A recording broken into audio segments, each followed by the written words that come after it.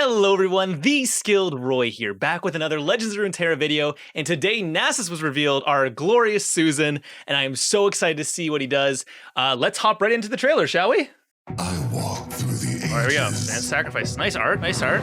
The cycle begins anew. Wait, let's pause this. New keyword slay. Oh man, they're finally doing it. You get credit for slaying an ally or enemy if one of your cards kills it or via damage, strike, or direct kill effect. Okay, cool. So this means as long as something you're controlling is killing something. All right, so logically that means like limps. That means that your unit's striking it. So that means like single combat will count too. Okay. Interesting. Okay, and he has here 6 mana, 2/2. Fearsome. When I have +1/+1 for each unit you've slain this game. Okay. So that is like yeah, okay, quite wow. Okay. Isn't that just like really like a reverse endure? Wait a second. That's actually kind of good. Level up when I strike for 10+ damage. Ooh, see, that reminds me of Vi, and that's not great. But the front half, geez, that seems really good if you're playing like SI control. Hang on, if you can atrocity. All right, I'm already thinking. I don't want to spoil it. Let's go. Okay.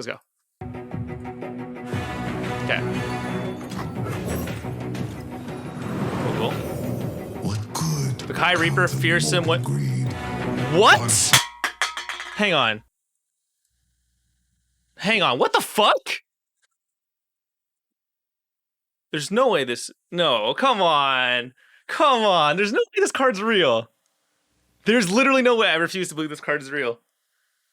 1 mana, 1/2 Fearsome. When you slay a unit, grant me plus. It just keeps growing? Like, what the fuck is this card? Riot! What the fuck? Oh my god, really? Look. When you guys printed right, I was like, okay, I'll try Shurima Fearsomes. It'll be fun. Now it's just like, what the fuck are you doing if you're not running this? Oh my god. Dude, like, this card is just insane. This card is actually just broken.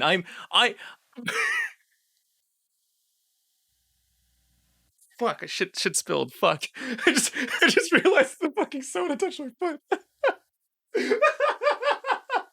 Fuck. Give me a sec. Christ, how? How is it real? God fucking damn it. God. All right. Ugh, fuck. Jesus Christ, dude. Okay, we're good. We'll save it for the review. God damn. They really just introduced a card to forget to immediately get overshadowed by this. Holy fuck. Okay, sorry. Here, let's focus. Alright. If I serve as an example. Like, look at that! It's already 3/2! Yo, he's just trading up, man. He's just gonna fuck them up on his own. Yo, summon the 1-drop again. Acquired taste, okay. Through death. An ally strikes a unit. If it dies, grant allied champions +2/+2. Wait, so it's like, wait, all allied champions? Ooh, that transition! Stretched out before me. Ooh, damn, that is a sick level up. Let's go. That is a sick level up. Your spirit is hollow. He's a fearsome champion? Oh my god.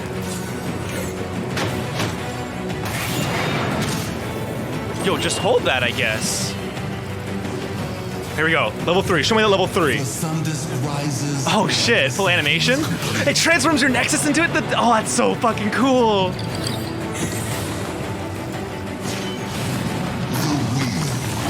Oh, he's growing big. Yo, he's gonna fuck him up. Let's go, Nasus. Let's fucking go. Return to dust. Wait, -3? Eternity. Yo, why not just give him elusive at that point? Fuck it. Wow, what a fucking expansion release. I didn't think they'd ever make a 1-drop champion. Damn, that's amazing. Okay, that was an amazing trailer. Let's see what the cards we have here. I can't believe we're getting Fearsome, so much Fearsome support. I had already made a deck for this. Like, I am just I'm over the moon. I already thought I was gonna do some small memes, but now it's becoming like a real thing. Okay. I'm calming down. Let's get into this. Let's do it.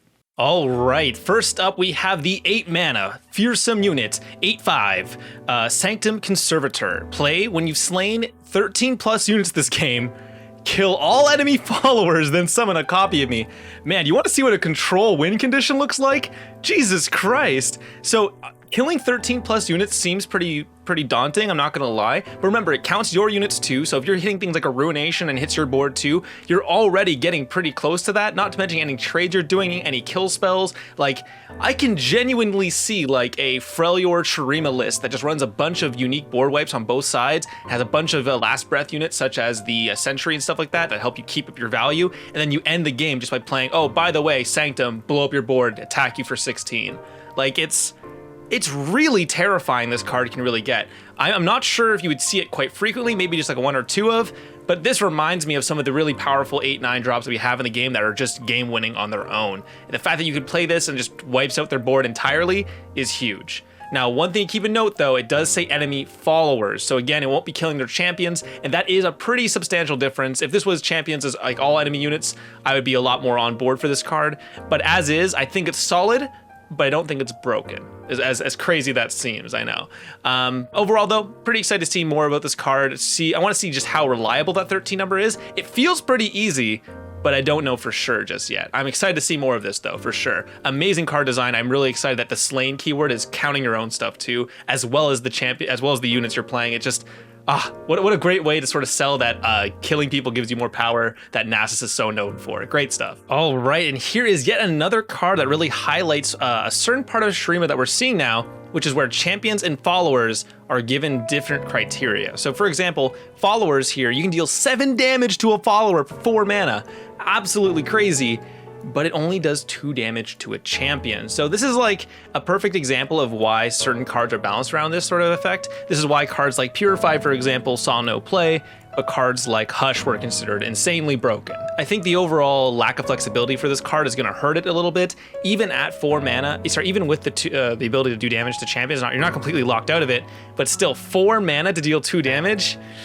Yikes, half a thermo beam? Like, that feels just kind of yikes to me. But the ability to take out 7 damage to a follower for 4 is also kind of insane. It's almost like you can kill almost every single 6/5 drop, I think, in the game almost. And that's pretty relevant for a 4 mana card. We're gonna have to see how good this is, but this feels like an incredibly powerful mid-range tool to take out really key target followers. Other than that though, I don't really see it being that much better. We'll have to see though. All right, next up we have Spirit Fire, 7 mana burst speed spell, give enemies -2 attack, and round end deal 2 damage to me this round. Wow, okay, so this is like a one-sided avalanche that's delayed, but you also like sap their entire attack into you as well. I feel like this might just be like a blowout mid-range card where like they open swing into, you cast Spirit Fire off of their open attack, and then you just win the combat for free, right? Because not only are they gonna do no damage to you, essentially, you're gonna win all your trades, but then after that, any remainders of them are gonna get nuked by the 2 damage, and you obviously know that, so you're gonna be able to block it with it respectively too. Wow, it is actually very solid card. For 7 mana, it is a steep investment, of course, but it reads often as like, hey, the opponent open attacked into you, well, here you go, win the combat, you know? Like when I see a Shurima control deck or mid-range deck have 7 mana open, I'm probably gonna develop, because I know if I attack into them, they're gonna blow me up with this card. So, wow. Just -2 attack makes it so that like so many cards are just gonna do no damage, essentially, right? Like when you're -2ing attacking, you're making it so that all 1 drops, 0 damage. All 2 drops, maybe 1 damage. All 3, 4 drops, probably 2, 3 damage. You know what I mean? Like you're just cutting their attack effectiveness by so much, and that's not even counting how many more ways you can set up favorable trades afterwards, right? Like if you have a mid-range deck that has a bunch of like just beefy units with like high stat totals, you're gonna just laugh at them when you play Spirit Fire, because they open attack into you with like, say, maybe even just like 1 combat trick. Let's be like, I don't know, generous here, say like back-to-back or something insane. Let's imagine back-to-back Seas play, right? Like Spirit Fire just annihilates their entire open swing. Like if they're playing anything that is relying on going wide on you, this card just evaporates it. And I think that's like incredibly powerful. And again, it's as fast as turn 4 too, so it's not even like that difficult to get to. I will say it's less it's not as good against aggro decks as you think it is, because like realistically, like any good aggro player is going to just run you over before you even get a chance to cast this. Because again, if you want to cast this on 4, you're having to skip at least your turn 1, 2, or your turn 3, and skipping a full set of those turns against aggro, you're probably dead anyways. But this is to me is like a really solid mid-range card, and I think that's where it's going to see the most play. I know a lot of people have been sending this to me and they're saying like, oh my god, Fearsomes. I'm like, I don't know, man. Like, I'm not like super in love with this card in Fearsomes. I feel like if cards like Night Affliction and Nightfall weren't good enough, I'm not sure. I'll have to see just how much more I can push this card, but well, I'll give it a try at least. You know me, I'll try anything related to Fearsomes, okay? All right, next up we have Nasus' Siphoning Strike. An ally strikes a unit. If it dies, grant allied champions everywhere +2/+2. So this is very much the classic Q ability that Nasus is so known for. Really, really cool stuff. Genuinely, since this is his champion spell, I think the card is actually pretty decent. I don't really see many great ways to level up Nasus, unfortunately, just because he's the infamous I have to strike for X damage card, which is just so unfortunate because like Vi has a lot of issues with that too, where basically if it happens you've already won, so it doesn't really matter that much. I think for Nasus in particular, the Ascendance Rise card, the card that levels up all level 1 champions, is going to be the most relevant card for him. But this is a decent alternative, right? This card is actually really similar to the Claws card we just got in the Phelios expansion for Noxus, where it's a 5 mana one-sided strike that has an upside, right? Now I do think that giving +2/+2 is probably a better upside than the overwhelm damage, but we'll have to see for sure. Overall, really cool concept. I'm curious, very curious if this is going to be enough to help Nasus level up, because I'm not sold on that just yet. All right, so next up we have Rite of Calling, 0 mana slow speed spell. Kill an ally or destroy one of your own mana gems to draw a champion. Now this is really comparable to say something like Entreat, but instead of paying for mana, you're paying with board presence or your mana crystals. I think this is a great way to immediately get yourself off of get your opponent ahead of you. As we've seen with cards like Unworthy, you kind of do want to play behind your opponent at some points, so I think that's pretty relevant. But the fact that is that you can also use the kill your own allies really early on, which means it's a 0 mana easy way to set up a Last Breath effects that you'll typically see in Shadow Isles, I bet. As well as any sort of effects that will also fuel your slain category cards, because again, this will count as you slaying a unit. Overall, I'm pretty happy about this card. It's really interesting and really unique. We'll see how good it is, because it fills a bunch of different functions, and I'm not too certain that it's like relevant enough. You know what I mean? Drawing a champion's good, but I basically think you're getting this for the 0 mana kill an ally more than anything, I think, or the 0 mana kill one of your mana gems, because that way you can easily set up your other cards. That to me seems like the best case for this, but I don't know for sure. I'm not sure how many copies I even want to run. Man, it's tough. This seems like an enabler for a lot of different archetypes, and we're gonna have to see just how good those archetypes are first to see if it's worth getting this card into them. I think that's how I see it. Not bad though, not bad. I think it's a great way to set both of those archetypes up, but I'm not too sure after that, you know? So let's see. All right, next up we have is Ruinous Path, 2 mana, draw 1, so solid already. If you slain a unit this round, also drain 2 from the enemy nexus. Wow, the fact that this card has draw cards stapled onto it just makes it so insane to me, because that means it's never a dead card.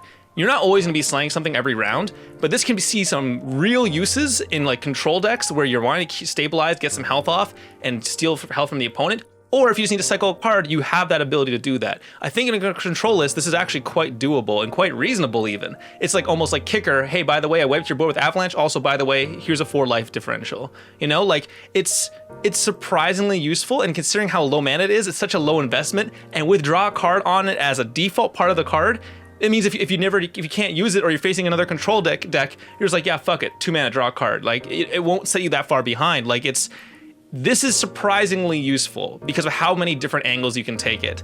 I'm not too certain if it'll see more play in a control list or in like an aggro mid-range list. It's tough to say for sure. My heart actually says control, which I know seems odd, I know, but I think it's actually quite easy to do this in a control list. We'll have to see more, but this is actually quite surprising how useful this card is. It's very, very solid, and it's deceptively just like really good, you know? Okay, next up we have the 5 mana 4/6 Rampaging Bakai with Overwhelm. Play if you've slain 4+ units this game, an enemy and I strike each other. Now this is actually quite interesting. A 4/6 5 mana overwhelm isn't incredible. It's solid, but it's fine. You know, you're not excited about it. It's overall a solid stat line. The play effect is where things get a little bit more interesting. How reliable can you get 4+ slays before turn 5? I'm not too sure, but I feel like if you can use this to kill a priority target like a TF on 4, for example, or something similar to that, then that's where this is really getting that extra value. I'm a little concerned as to like what the plan is with this card after all. Having the strike effects in Shurima doesn't immediately leap out as me as something you're wanting to be doing. But I don't know, it's tough to say for now. I think this card is interesting. What's really gonna depend is on like how certain interactions work. So for example, does Ephemeral count as your own effect killing an ally? Because if it does, this is super easy to enable and that's like trivial almost, right? But if it doesn't, then you have to start looking to like, okay, what are some more consistent ways I can do that? What are some of the easier ways I can set up my board state properly, you know? There's just a lot of different questions you have to ask yourself, and I'm not too sure until I know how easy it is to activate Slay, especially when the Shadow Isles cards are revealed tomorrow. So we'll have to see. All right, and finally we have Nasus, the 6 mana 2/2 with Fearsome. I have +1/+1 for each unit you've slain this game. Level up when I strike for 10+ damage. I'm gonna tell you outright, I'm not impressed with the level up condition. Having to strike for 10+ damage is very akin to the unit Vi, who already has Challenger to help her do that, and Tough. And I'm just like, man, not only is Nasus probably harder to get up to 10 attack, but on top of that, it's also harder for you to actually set that up in a way that you really want it to happen. I'm not really excited for that level up condition. Thankfully though, a lot of his power is already baked into the front half here. Just having the pure raw stat buff that you're gonna get, Nasus will often be well above his cost in terms of the average stats. However, his base stats being 2/2 is a little concerning because that means things like Hush and cards like it are just gonna absolutely obliterate this poor guy. I think the best way to evaluate this is basically similar to like a slightly weaker but also unnerfed They Who Endure. They Who Endure has a lot of issues currently in the meta, but I think Nasus is, because he hits the board sooner. When you level him up, he gets the spell shield. He generally has pretty good effects. I think you could make him good in that deck, but I think so much of this really depends upon what we're getting tomorrow with Kindred. We know those two characters are paired together. We know they have a core mechanic tied to each other, especially with all this death here. I really have to see just how often can you slay units to make Nasus huge, because genuinely I'm really concerned here that Nasus is not going to be good enough on his own, because when I'm looking at this card effect, I'm like, okay, cool, but like, I'm working really, really hard for this. I feel like the best way to run a Nasus is actually not as a sort of slay deck, but you actually run him as a control list. And in a control list, you play him as a final win condition. You're like, okay, I've been destroying your board all game with like 30 different board wipes. Here's my 6 mana 30/30. Good luck, I have Atrocity in hand, you know? And I feel like that's probably the place you want to put this, right? Maybe in like some sort of like crazy Shurima SI control list. That feels best for me.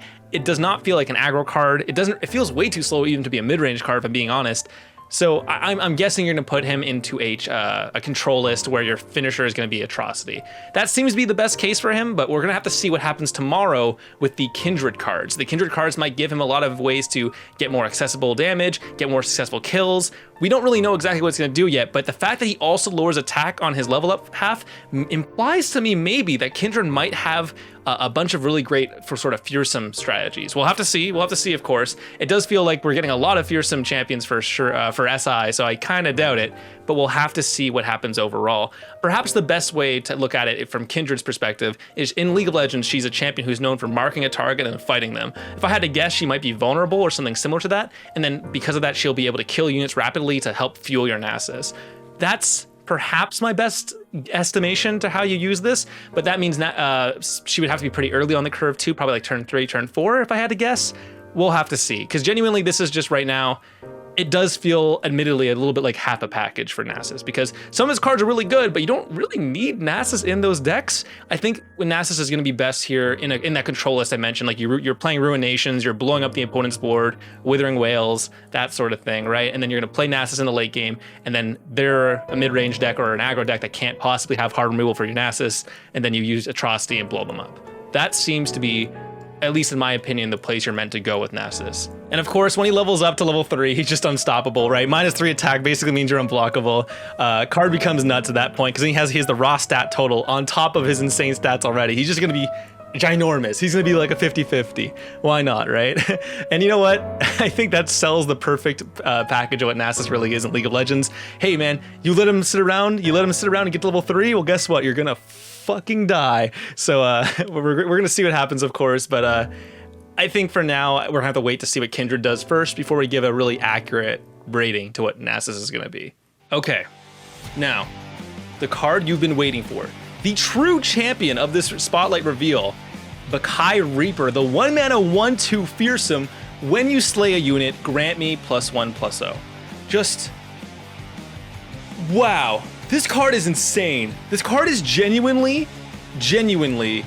might be the best 1-drop fearsome aggro card in the game. Okay, it's been no secret to everyone who's been watching my videos for a long time or seen me in the subreddits trolling around that Precious Pet, both forms, have been some of the best cards for me ever. I think they're incredibly well balanced, I think they're incredibly good, and they're incredibly solid cards overall.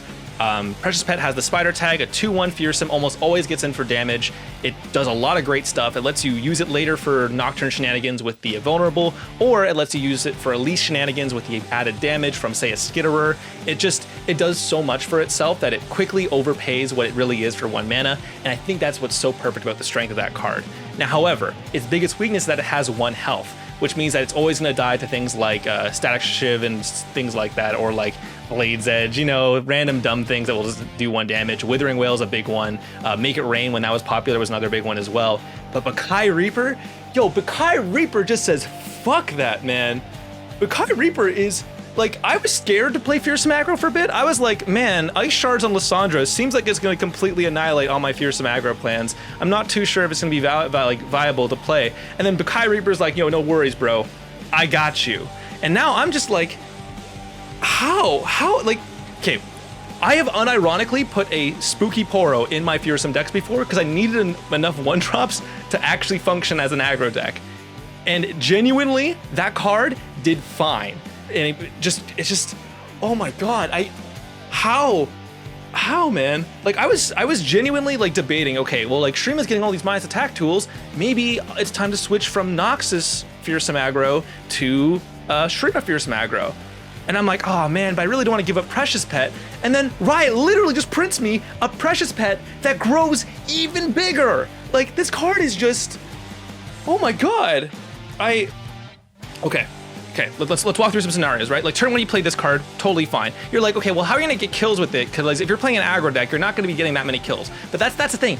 That's where you're wrong. You always put this card on the far right? And then you attack with your full fearsome board, and even if they can block certain things, such as your Wraith Callers and stuff like that, cards that don't have fearsome, or cards that you're setting up to trade anyways because they have ephemeral, if ephemeral works, this card is busted. If this ephemeral doesn't work, then this card is just great. Either way, this card is amazing, but what you're doing is you're playing a bunch of variations of this effect that are to let you attack in for free, and it being able to have 2 health is so substantial to this card's overall strength, it's not even funny. Like, the main weakness of the turn 1 drops for Fearsome aggro, both Onlooker, Precious Pet, Spooky Poro, if you're insane enough like me to run that card, is that you're gonna get hard stomped by any card that does 1 damage. So that's like Make It Rain. The cards I listed before, I'm not gonna list them again. And I was so scared that Ice Shards was gonna make me quit this goddamn game. I'm exaggerating. Quit this goddamn deck. And now that I have Bakai Reaper here, I'm just like, yo, I am not even gonna blink. This card is so good. Fuck. Goddamn. Like, if you're just looking at the curve, right? So if you're just looking at the curves of this card, you're just gonna win the game so many times. It's gonna be so funny. You're gonna play Bakai Reaper, right? You're gonna play like Arachnoid Horror on 2. Turn 3, you play Skitterer, attack in. You're gonna get the bonuses no matter what. You always put Bakai on the far right, and they're almost always gonna be blocking the higher damage stuff just because I need to. But if they don't, if they stop to try to block your 1/2 with your big 3-drop play, that's the only thing they can block, you're fine with that because you're hitting them for 6 on turn 3. Like there's so much more powerful tools for this. And then on top of that, you can also do more shenanigans with this and cards such as the Stasis card, which will then let you blink a card out of existence and then get it on the round start. So for example, you can do things like play Skitterer to stop their attack, and then at the end of that turn, you can block with it, then use Stasis to put it back into a Stasis, the Stasis statue, and then on the next turn start it, which is on your attack turn, it'll jump out, minus all their attack. You'll have Bakai Reaper there, because he's been there since turn 1, because he's such a low investment card. He's at least seen 1 trade, so he's probably going to be at least a 2/2. And then you attack with everything with double Risen Mist from hand, and then you just blow them up all at burst speed. Like, there is just an incredible amount of incredibly good Fearsome cards in Shurima for no reason whatsoever. I didn't need an insane 1-drop Fearsome unit. This card did not need to exist. It really didn't. It's just, it is so much better than I can even put into perspective. Like, this singular card, like, I'm telling you this right now, I'm prismaticing this card day 1. Like, it's not even a question. If I had the money to, I would genuinely start opening multiple accounts just to tell you, like, just to tell Riot, keep making more cards like this. Because this card is just busted.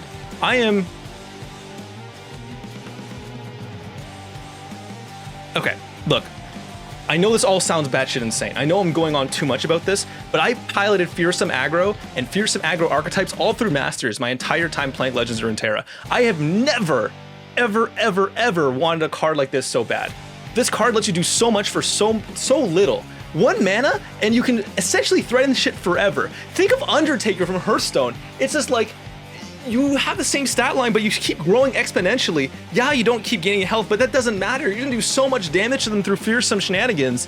Like, the minus attack right, Nocturne, Skitterer, all these cards will sort of like convalesce to make sure this card is hitting face for 5, 6, 7 damage on its own across an entire game. Like this, wow. This card is just crazy. I swear to God, Ephemeral better not count for Slay, because if it does, game's over, man. Like, this card is, wow. Fearsome aggro, man. Fearsome aggro is a hell of a drug. I insist you all try it, because right now, Bakai Reaper, I genuinely cannot believe this card exists.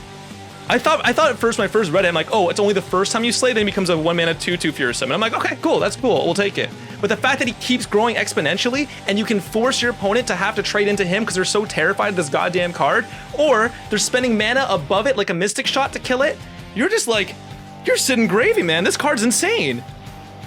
This is the first time we've had such a powerful Fearsome aggro card on turn 1. Like, Precious Pet is insanely good for what it does, but Bakai Reaper is leagues better. This card is insane. This, like, another really important card to look at is Stygian Onlooker. It's another really powerful card. It's a 1-mana 2/1 that gates Fearsome and +2 attack when you use its Nightfall effect. This means you can never actually play it on turn 1, which is one of the biggest weaknesses for the Fearsome aggro deck if you're taking away from Noxus. Because when you don't have Noxus, you don't have the Precious Pet, you don't have cards like Saboteur, you don't have all the really traditionally really powerful 1-drop aggro cards. But now, with Bakai Reaper, you'll be able to get Bakai Reaper on the board instead, because now you can actually hold that Onlooker back and not have to play him on turn 1, because you can actually pressure them early now, because Bakai Reaper is just going to be so terrifying for your opponent that they have to remove it. They have to respect this card. If you're going on to turn 3, turn 4, and you already are like laying down Miss Wraiths or any other Fearsome aggro like type style cards, they're gonna trade with you eventually. There's a reason why Callista almost always levels up like circumstantially. Like, you could even make this into a more of a mid-range variant and bring in stuff like and take away the Miss Wraiths, and you can go into more things like Caretaker, and you're summoning saplings, and you can just trade like crazy. Bakai Reaper is gonna set up so much dumb shit for you, it's gonna be crazy. This card is like unbelievably good. I don't think there has ever been a better card for 1-drops in the entire game. This might be I think the best 1-drop in the game. That's probably an exaggeration, but for me and for Fearsome aggro, this is the dream card. No other card. I design custom cards, guys. That's all I do with my spare time. I design dumbass Fearsome cards all the time, and Bakai Reaper is at such a level for me that I never even dared to think of like, oh yeah, let's have a 2/2 Fearsome basically for 1 mana. You know, like it's, yeah, I think I think I sound like a lunatic right now, so I'm gonna chill. I'm gonna hold it back a bit, cause, oh my god, my head is going to explode. You need to try Fearsome Aggro. Try Fearsome Aggro today. Try it for the next couple of days. I'll even post a deck list for you guys. I'll post one of the deck lists. You're gonna see how fast you can run over people, and then you're gonna be like, man, what if I had an even better one drop? It's just gonna be comical. It's going to be comical. And like as soon as we get the stasis card as well, you're gonna be able to blink your Wraith Callers to get more Mist Wraiths. You're gonna be able to blink your Skitterers to get insane open attacks, all while being invincible to any board wipes. Like it's, fuck. I genuinely can't believe they printed this card. This card is just beyond anything I can even like explain to people as being good. Like, this card is gonna see plenty of top 50 Masters play. And you wanna know why? Because I'm gonna bring it there myself. 3 copies. My entire seasonal lists are just gonna be all Shurima cards and playing as many dumbass Fearsome variants as I can, as I am legally allowed to do, to bring this into Shurima. That's exactly what's gonna happen. I'm gonna tell you that right now. I'd be impressed if I dropped a game. Okay, maybe not that. I'm pretty trash. But this card is beyond powerful. And I think that no matter what happens, I don't care if no one else runs this card is truly the Skilled Roy's main card. Everyone joked that Raz Bloodmane was my card because it's like the most perfect Fearsome aggro card, not Fearsome, like Fearsome aggro, Fearsome mid-range card ever. But then we just look at this and you're just like, wow, they really printed better Precious Pet, didn't they? Oh, god damn. It probably isn't better Precious Pet. Surely I must be over-evaluating this. This card just seems so stupid. I can't believe it. It's just, I think Fearsome Aggro is gonna be the best time I've ever had playing this game. And it's gonna be for the entirety of this Shurima set. I'm gonna be so happy just to be able to play Fearsome dumb shit and combo decks with lowering their attacks, with bouncing stuff out with Flicker. Like, this is actually my favorite card effects ever in a card game. God damn, I'm gonna write a full video about this card. Like, it's beyond incredible. I'm so happy. This is the best expansion ever. I don't even care about the rest of the cards anymore. Wow. All right. Yeah, fuck Nasus, by the way. This guy's the new champion. How is this guy unworthy? Are you kidding me? He's unworthy? What? Wait, was he unworthy because he was so overpowered? Come on. Stupid fucking Sundisk. This guy deserves so much better.